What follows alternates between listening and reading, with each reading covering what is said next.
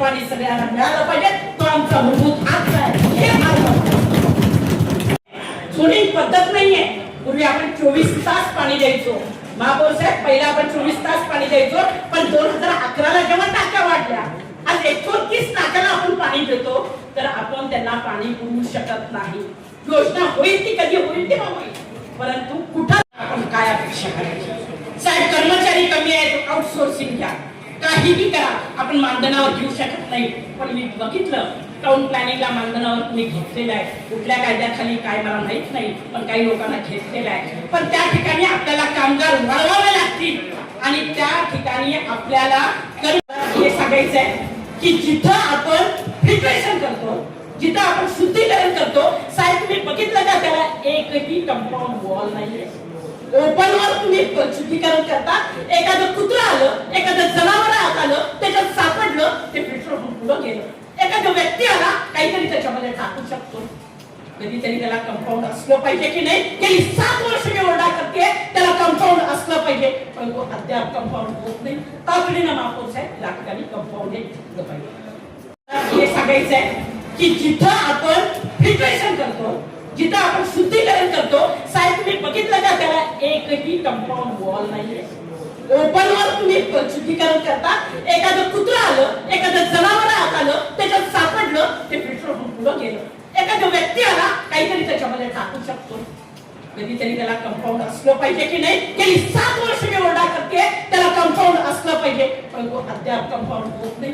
तातडीनं महापौर साहेब या ठिकाणी कंपाऊंड हे घेतलं पाहिजे आणि या माध्यमातूनच काम झालं पाहिजे, असा लोकांचा आक्रोश, लोकांचा आवाज. म्हणून हा मी तातडीचा प्रश्न तुम्हाला मांडलेला आहे आणि याच्यावर आपल्याला काहीतरी उत्तर महापौर साहेबांकडून द्यावं. डीपीडीसी मध्ये प्रकल्प पाठवा, डीपीडीसी मधून पैसे घ्या.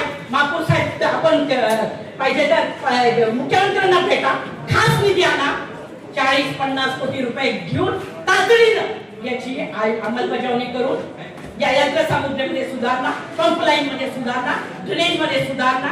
आज आमच्या प्रभागातले काही नगरसेवक आहेत, 40 गल्ल्यांचे पाईपलाईन आम्ही बदललेले आहेत. बदलले तरी पाणी येत नाही.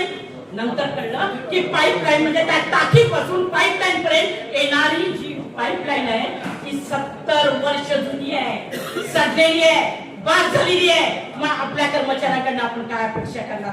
ते बदलल्याशिवाय आपल्याला पाणी मिळणार नाही. तातडीने याच्यावर विचार करावा. महापौर साहेब, आयुक्त साहेब, हा महत्वाचा प्रश्न आहे आणि याच्यावर निर्णय व्हावा. तातडीने हा प्रस्ताव पाठवावा आणि कामाला सुरुवात व्हावी. आणि अपेक्षा महापौर साहेब करते की लोकांना चांगलं स्वच्छ मुबलक पाणी मिळेल. जसा पाणी प्रश्न हा मूलभूत गरज आहे, तरी पण ती दुर्लक्षित राहिलेली आहे. तर मला एक निदर्शनास आणून द्यायचं वाटते की पाण्याच्या टाकीवर काही काही ठिकाणी झाकणं सुद्धा नाहीयेत आणि त्यामुळे असं होतं की एखादं प्राणी, कबूतर त्याच्यामध्ये पडतंय आणि पाईपलाईन 3-3 दिवसासाठी बंद राहते.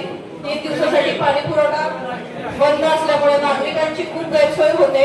तसंच 3 दिवस सांगितलं की वॉटर हाऊसची सुरक्षा आहे, त्याचा मुद्दा विजेमध्ये पण तोच आहे. ती कंपाऊंड वॉल आहे, ती कुठेही नाही येते.